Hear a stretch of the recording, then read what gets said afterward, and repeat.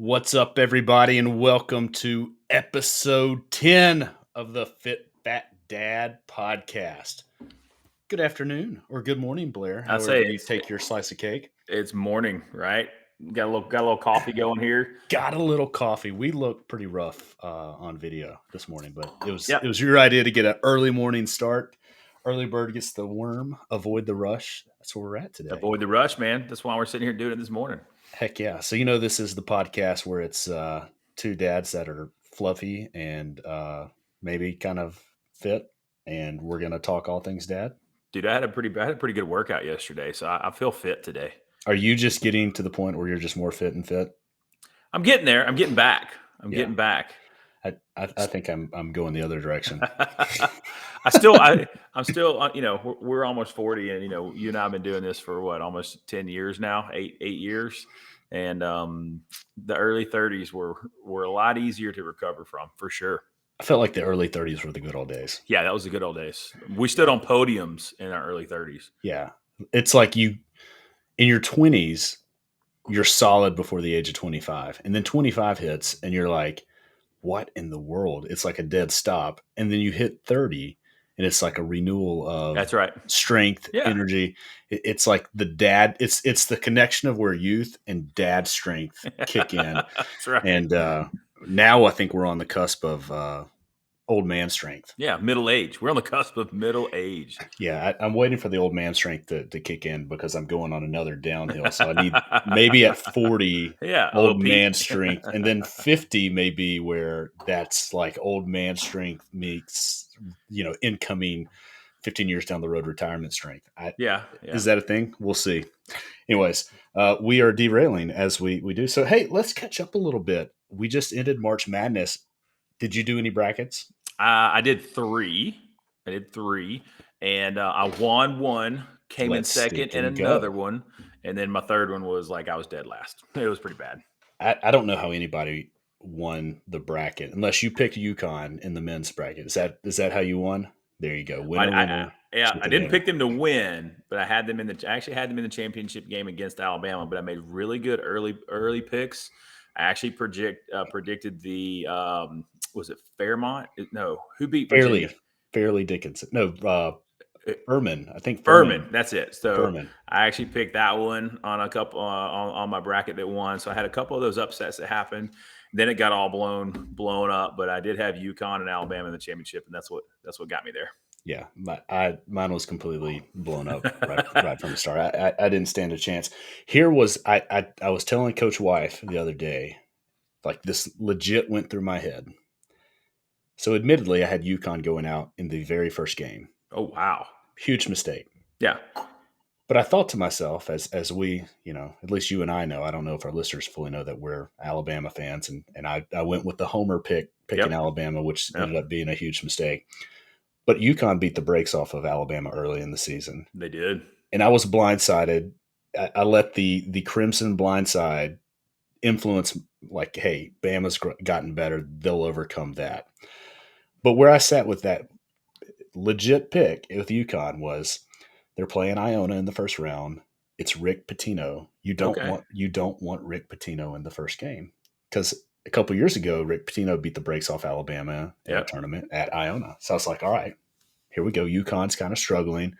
Iona's going to take them down in the first round. Little did I know that Rick Pitino was, already he was on the way out in talks for another job. Had I known that, I wouldn't have picked it. Yeah. But it was either, in my mind, UConn goes out for game one or UConn wins it all. Like that was where I was at. I was like, because UConn did this, UConn could win it all. I would be remiss. Coach Wife would kill me. I did really well in the women's bracket.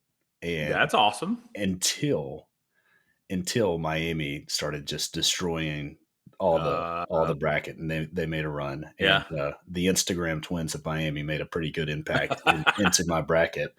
But I got to tell you, and this is it is purely at its finest. The women's Final Four destroyed the men's Final Four. It was, if you didn't watch it, you missed one of the most exciting games. The Iowa South Carolina game was off the charts. It was awesome. And then I knew so here we go. LSU should thank Iowa because for beating South Carolina, because I don't think LSU would have beat South Carolina. I don't think they would have either. Yeah, so they should have been like, instead of all this hand waving, put the ring on. They should have shook Iowa's hand and been like, "Hey, look, we get the trophy, but we couldn't have done it without your help." That's right. I just think Iowa ran out of gas. And Caitlin Clark, man, what a legendary. Gosh. Oh. Steph Curry of women's basketball. It's insane. She was so fun to watch. Lit it up, buddy. All right, so let's get this train going, and let's step into our hashtag dad life moment. So I'm going to do 2 hashtag dad life moments because we skipped a couple. So Blair, there's a video out there that's making its way back in the social channels. And if you haven't noticed that it's out there today, let's bring it up. And this video, right? So we got it teed up here. And again, a lot of people are listening through Apple, Spotify, wherever your podcast of choice is. So we're going to have to do some color commentary here. All right. These are 2 kind of fit, kind of fat. And if you look at the video, it's more kind of fat dad. And it is true. It's me and you. This is me and you on the diving boards. Thank gosh this is not in like extreme HD. Yeah. Summer day. We're at the pool with a bunch of friends. Yep. And this pool, if you've seen The Sandlot, this is what that pool looks like. Sandlot. It is 1950, 60 style. Hasn't been updated since then. And 2 diving boards. 2 diving boards. So tee us up a little context before we roll with the video. What's going on here? How did we get here? So I think we've been seeing these kids jump off these diving boards and do cannonballs like all day. So this is later in the day. And I don't know if it was your idea or my idea. It's probably my idea. Yeah. We're like, hey, let's go let's go show these kids how to do some cannonballs. And we're going to do it together because we're large men. We are large men. So it was, all right, we're about to take all this water out of the pool after some cannonballs. Little did we know. I'm going to leave it at that. Well, yeah. in the video here, like it's in freeze frame. Okay. So we are behind the lifeguard. Yep. I think the lifeguard saw us and she just turned her head and said, they can drown for all I care. They drown. That's right. And there's this like little 3-year-old right here in the bottom left-hand corner. And he saw what was going on and he's running for his life. Yeah. Yeah. Right. It was one of the like clear the pool because you got 2 250-pound plussers trying to do a simultaneous dive. And I don't know what we were doing, but I'm going to go and play this video here. There we go. We got 2 Gargantuan Grizzlies on the diving board. Making sure we're in sync. Disaster. And then I come up. I get So what happened there? To me, we were gonna just skyrocket when we hit that board, 20 feet in the air. I don't know what we were gonna do, like maybe just a huge cannonball, can opener splash. But so I think these are, true diving boards. Mm-hmm. You can like turn them up and turn down the tension, right? I did not know that. Yeah. So like if there's a big wheel on the diving board, you can create how much flex is in the board. Yeah. We didn't crank that flex up. Like it was 3-year-old flex. So it was tossing 30 pounds. Oh yeah. And then you got 250 plus on there, and then diving board said no. So yeah, we needed to firm that thing up, buddy, because we hit the end of that thing and it was it's straight down into the water. We went, and the whole community pool was looking at us. Hey, dads everywhere. That's right. They quit saying, "Yep, I still got it," after seeing this video. That's right. And hey, if you want to see the video, go to our Facebook page. Check it out. It's there. Absolutely. Like our page. Yep. Subscribe. Spotify. There's our shameless plug. Apple Music. Wherever you get your podcast, listen. All right. So, hey, that's enough embarrassing moments for today with us. But I want to transition to a real hashtag dad life moment when dads unbox their kids' toys. Yep. Right. So birthdays, Christmas. So this is a real thing. I don't know what it is, but it seems like when I was growing up, you opened the packaging and the toy came out immediately. Yeah. Now you got to get through the packaging and then you've got to put in like, I don't know, a retina scanner to like get inside. And then when you got in there, it's like you almost need a fully like You need an equipped. arsenal. Yeah. You need a yeah. I mean, you need like a power drill. You need Yep. a, like a sawzall, whatever it is to break into that. And it's gotten out of control. Yep. So it's to the point where if we're doing Christmas and I see all these boxes as a dad, because that's the dad job, Right. I instantly am like, I don't. Let's just leave them in there, and let's just look at them in the box. And my kids are like, "But Daddy, la la la la la." So I want to talk about. There's a lot of funny, like what I would call bad advice that people have tried to create. What they would say, like social media hacks. Some of these packages is going to take 10 minutes to get in there. Oh, So easy. there's a lot of bad videos out there, or they think they're good, offering advice on how to get into these packages. Um, but before we walk through some of those bad advice and Mm-hmm. kind of how we feel about it, Blair, give me your best story on unboxing some difficult packages. So I think I've done a couple of the bad advice without walking through them because I was unprepared. Did you make the bad advice? Is that what you did? Yeah. Okay. I think so. One of the bad advice was to take a torch or a lighter Get and out. melt it. I've done it. I have. I was without a utility knife, and so I'm like, you know what? What makes sense? Let's melt these things off. And I mean, it works. It works. It wouldn't be my first choice, but so yeah, I have done So that did you before. take like a torch or No, like one of a these lighter, like yeah, lighters? lighter, Yeah. like a lighter, but That would it, have it been much worked. cooler if you did like Yeah. broke out the welding Here, torch. yeah. But no, I think the best one, oh man, there was okay. So my son got this like not ninja, or he calls them ninjas, like a ninja Nerf gun. I mean, the thing was like 3 feet long. Yeah. That thing, I think, I swear it had probably 15 either zip ties or plastic ones or the little twisty ones where Yep. they're twisty, but then they're tied to the knots. I want to figure out who freaking does that. Like, who has fingers small enough to twist them and then tie it in a knot? Why Yeah. not It's just twist? all the little China Yeah, sweatshops that yeah, something. yeah. But I mean, so I think so I started working on it. I quit. I You quit. gave up. 5 minutes in, I'm like, all right, buddy, man, we're gonna have to come back to this tomorrow, Dad's. Yeah. I'm like, Yeah. I'm so frustrated. I'm ready to throw this thing across the room because it was Yeah. like I would think, all right, I'm almost done, and I go to pull it out, and it's still attached. Yeah. And you're like, So what? there's like several different, like I'll call them the top three, right? So you get the big toy, Right? and they're gonna have like clear rubber bands Yep. that are unbreakable by Yep. hand. Like Yep. they just don't They break. don't pop. Yep. And then like whether it's a thing with feet or wheels, they have like screw Yep. things on them, Yep. right? And I've heard like if you just twist it in one direction, it pulls out. But they don't ever say like, "Hey, Which twist it this direction." Or that's even if they right. have an arrow, it's like there's five of them and they're pointing different ways, and Yep. you're like, "Okay, I'm going to try it," and I end up twisting them on harder. Yep. So you got those, and then you have what I would call clamshell packaging, where Yep. it's like that really hard plastic Yep. that the edges of the like exterior of the box, whatever, like you could use that as a hacksaw. Like I'm pretty Oh, convinced absolutely. you could cut your own hand off with Yep. that. And I've got injuries from that, like just trying to tear into it. Yeah. And I'll always here's where I go with that. Like at like the top where they'll like hang it on the rack, like the little hanger, like the Yeah. little. Oh yeah. That's to me, I feel like that's a weak point. So I Okay. always try to like go there and tear it, Right. and then like you get to this point, it's like so much force is generated that the toys, if it's not secured, it's going to just flare out of Oh there. yeah. Yeah. Or you get to the point, it's like I've needed additional help, and when I need additional help, I usually convert to the teeth.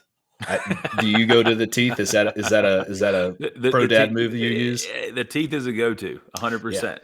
and that always seems like it's a bad idea going in, Oh yeah. but you're like, I'm going to be surgical. I'm Yep. only going to use the meat cutting teeth, Right. and you're kind of going to like Yeah. puncture tear, Yeah. but it never works out that way. And I've had multiple times where I've like bit into it, ripped, and then that like shard hard plastic is like got my tooth and the top of my mouth, and I'm bleeding, just Yeah. like absolute bleeding.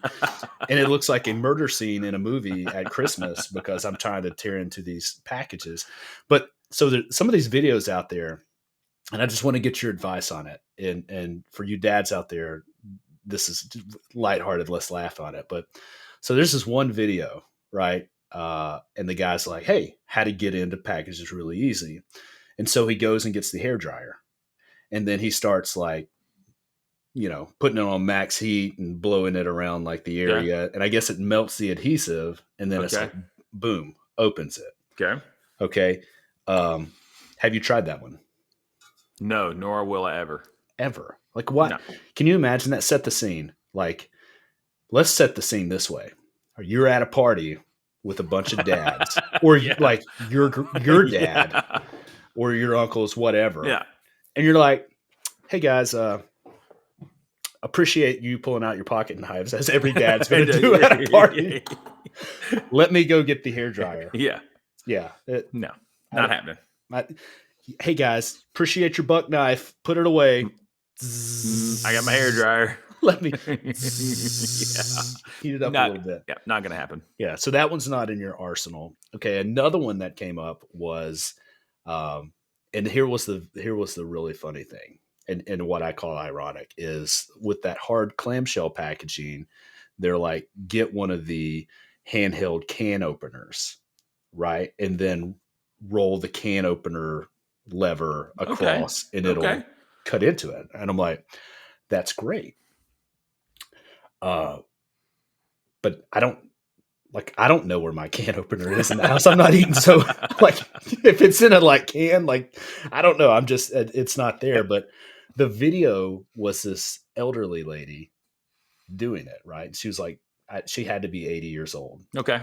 And I'm thinking to myself, like, you get old, you get arthritis in your hands. Yeah. Like, that's why are they telling an 80-year-old lady to use that? Like, that's not going to be easy for her to do that. And, again, I put myself in the scenario where it's like, you open a package and every dad's like, "Hey, here's your knife." You're like, I got it. Got my can opener.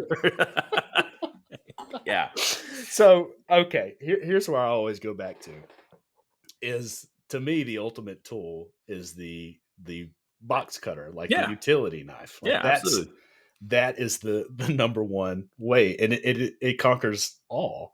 But I have, injured myself because.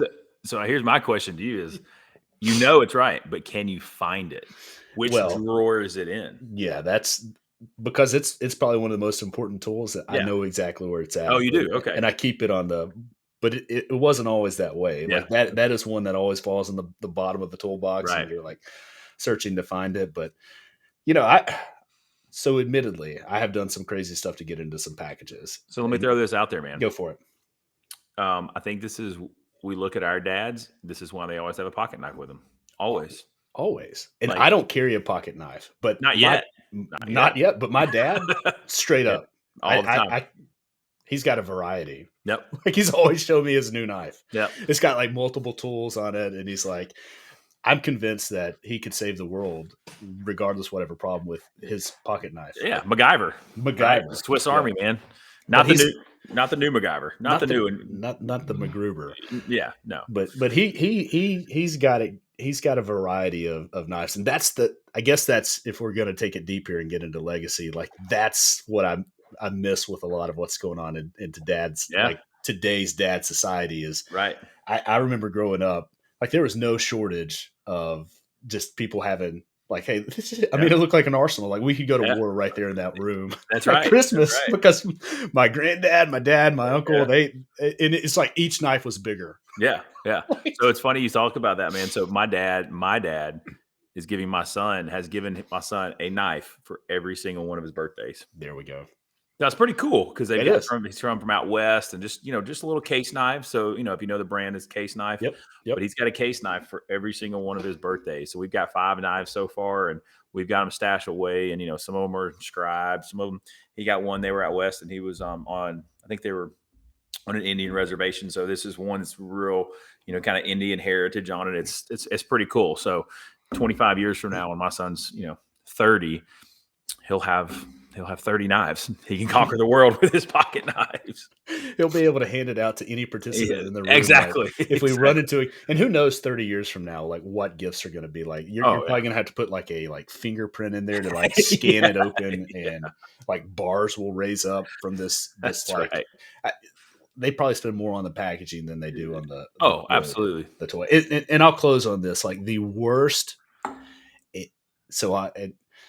This is all in love, right, for my mom who's listening, but sometimes she'll get like fooled on Amazon about what toy to buy because they all look great on Amazon. Absolutely. And Yep. We've gotten away from buying toys on Amazon because you don't know what you're going to get. Yep.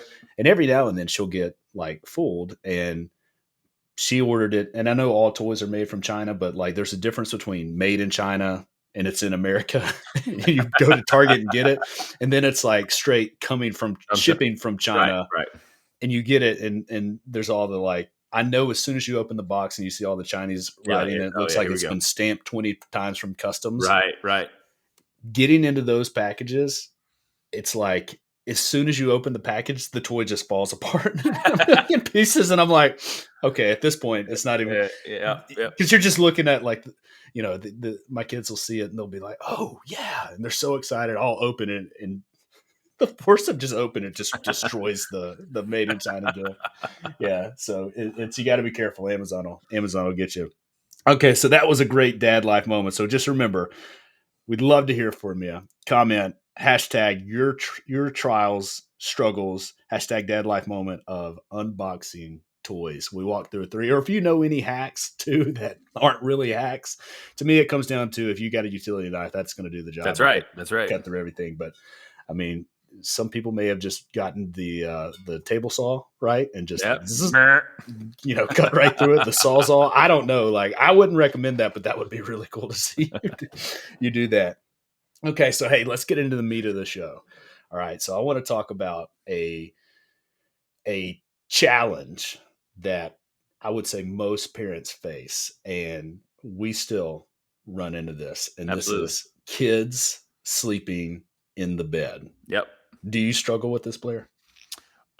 We did for a little while. So I've got 2 kids.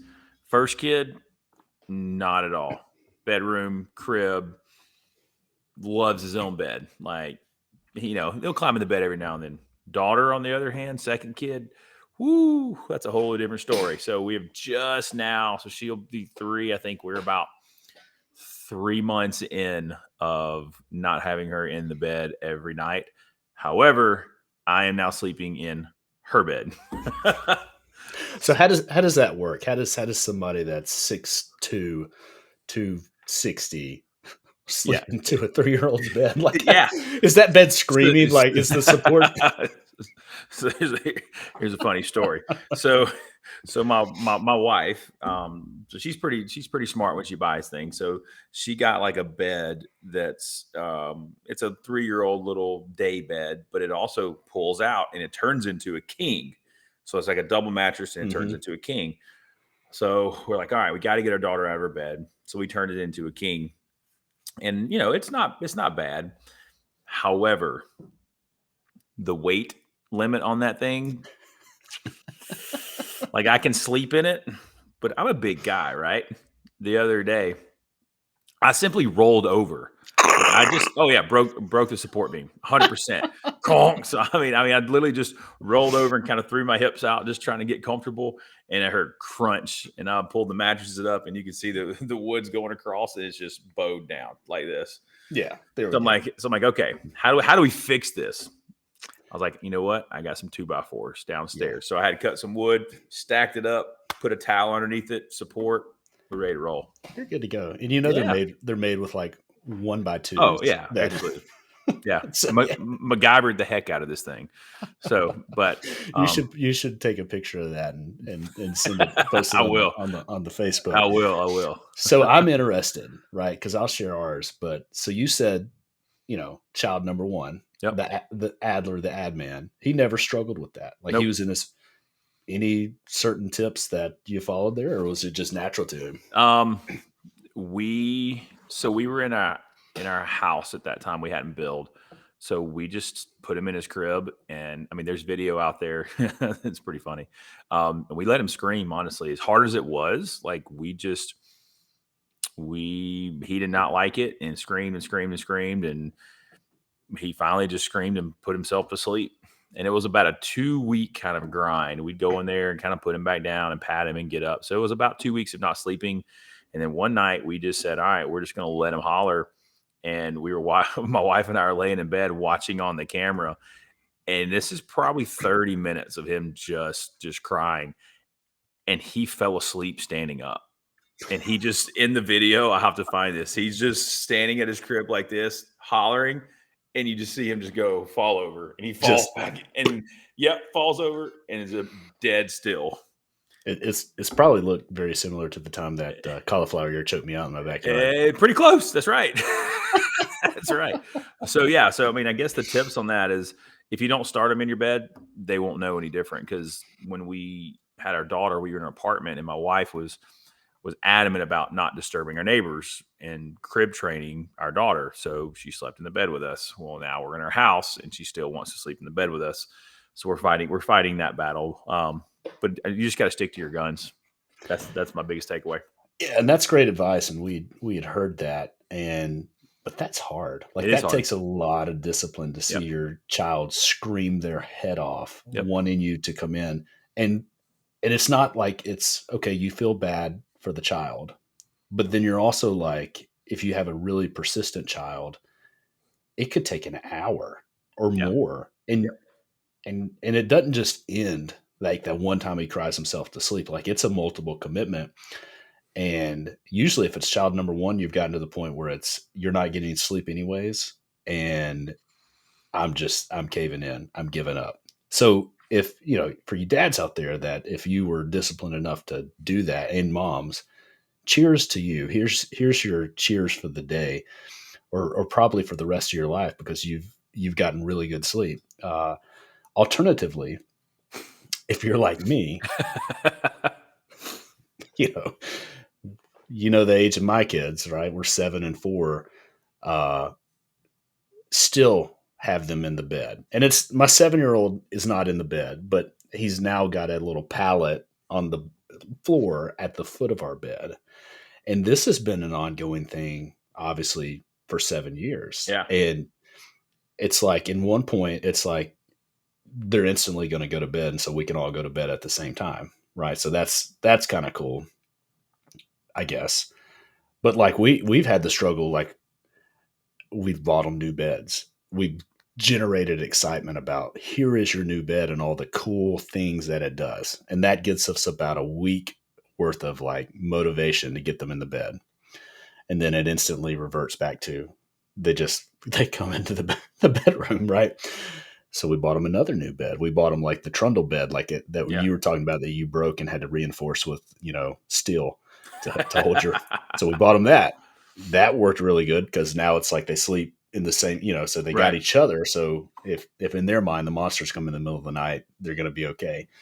But it always ends up the same. Like 3 a.m. in the morning, I'm woken up like thinking somebody's broken into my house, because there's the like loud slam when they enter our door, like bedroom, and the door slams open and like the wall shatters, and you're like, whoop! You're like looking like who's, so I'm not even going to say that, but like I feel like the fact that I've gotten used to that sound of somebody crashing into my house at 3 a.m. Like if somebody was going to come get me, man, like I don't know, at that point, just take me, because I'm not going to react. So I got a question for you. So what is it about? I mean, is it that you just need your sleep, and you're just is it just the, hey, I don't want to grind, I just want to go back to sleep with this? Or take me through your thought process of just kind of letting them continue to do it. Yeah. that was easy. Yeah, it's. I mean, I love my sleep, and I don't get as much of it as I should. So when I'm actually asleep, it's like, man, I don't want to get out of bed. I'm not committed to taking them back into their room. I'm not committed to laying them down for another hour And then, because when I've done that, I'm up. Yeah. Like, and so if they came in at 3 and I've taken them in, or my wife's taken them in, she usually is much better at that than me. Um, I mean, we're up, and now I'm up at 3:34. Can't go back to bed, and at that point, it's like, all right, well, I might as well start the coffee, and then the day's gone. That makes for a really long day, and you know, well, there's great things that can happen. Sometimes, man, it's just like I want to sleep, right? Okay. So So, here's my next question. I yeah, know. what's up? Sorry, I'm hijacking this.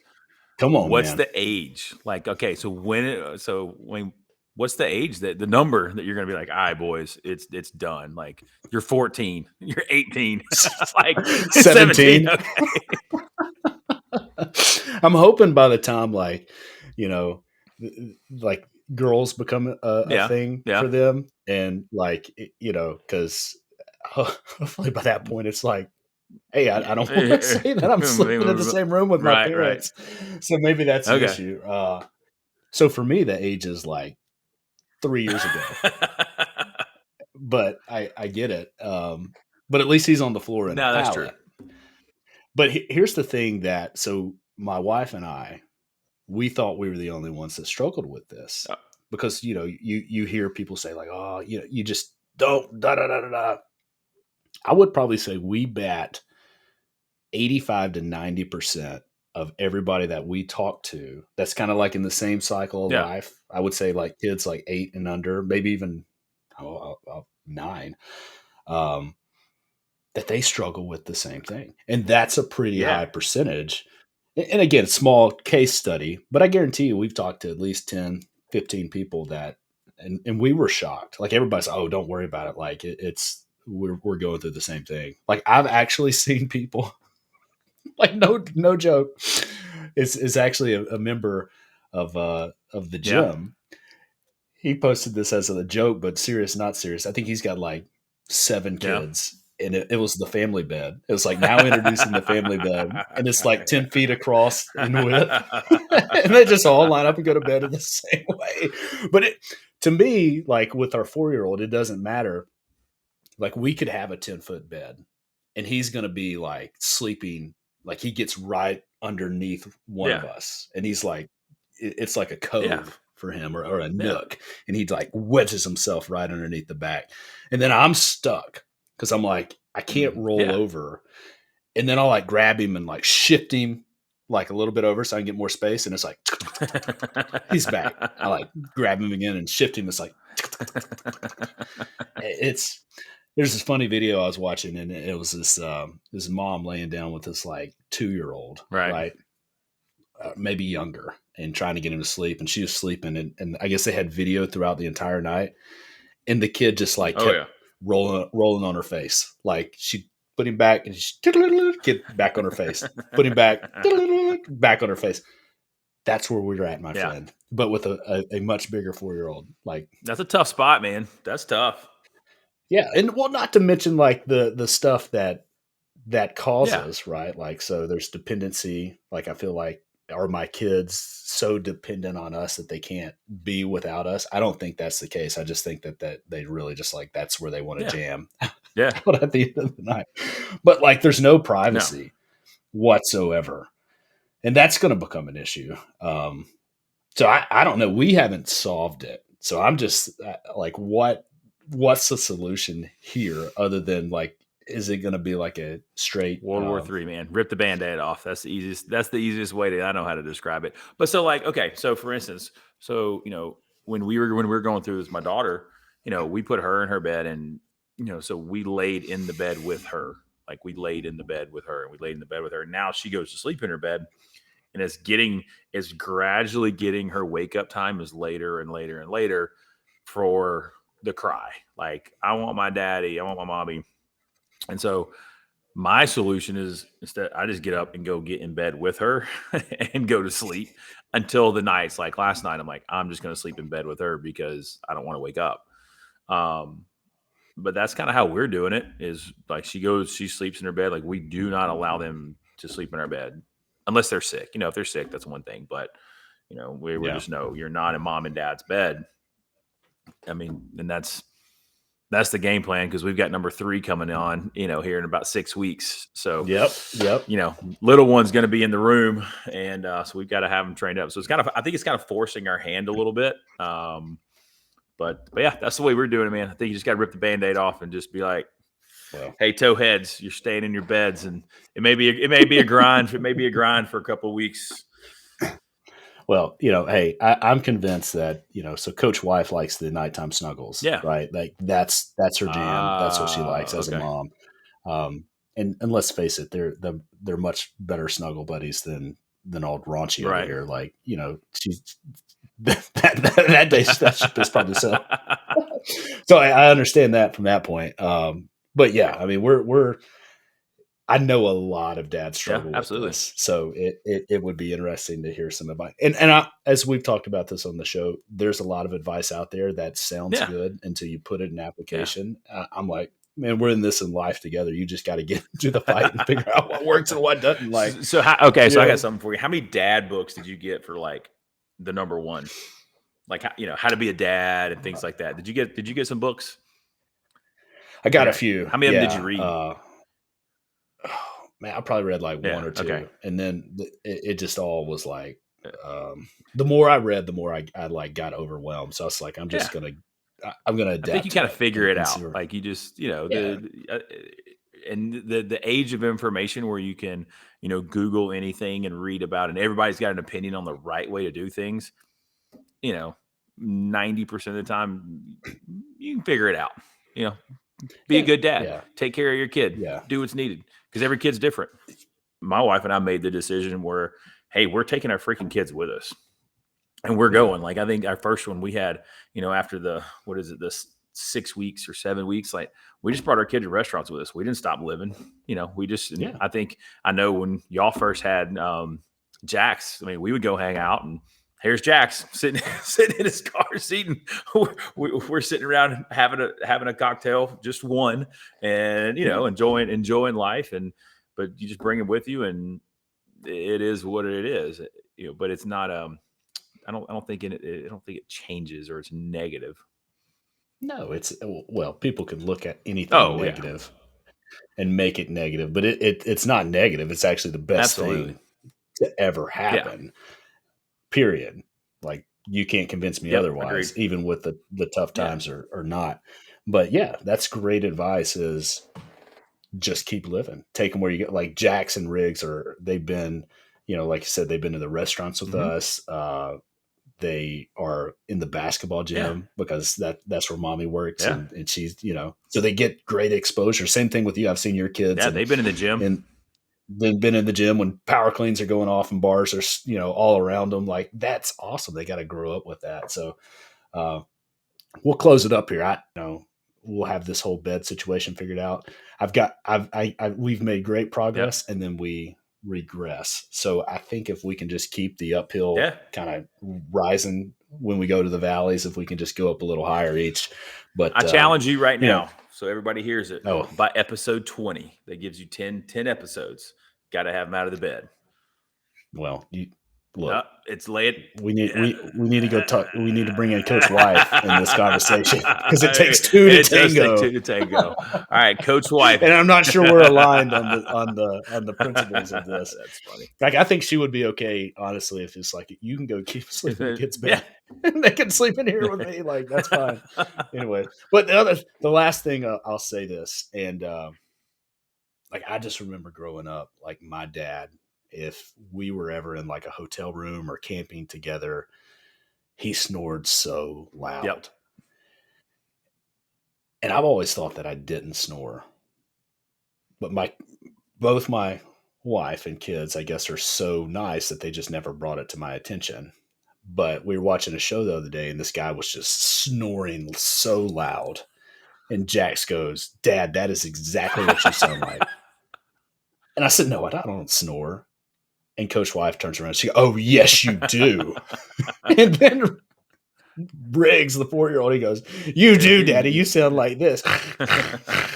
And I was like, wow. Like, okay, what a humbling life experience that, like, I'm that guy that sounds like I have sleep apnea now. Hey, you know what? Hey, Jackson Riggs, if you don't want to hear Daddy snore, go sleep in your own bed.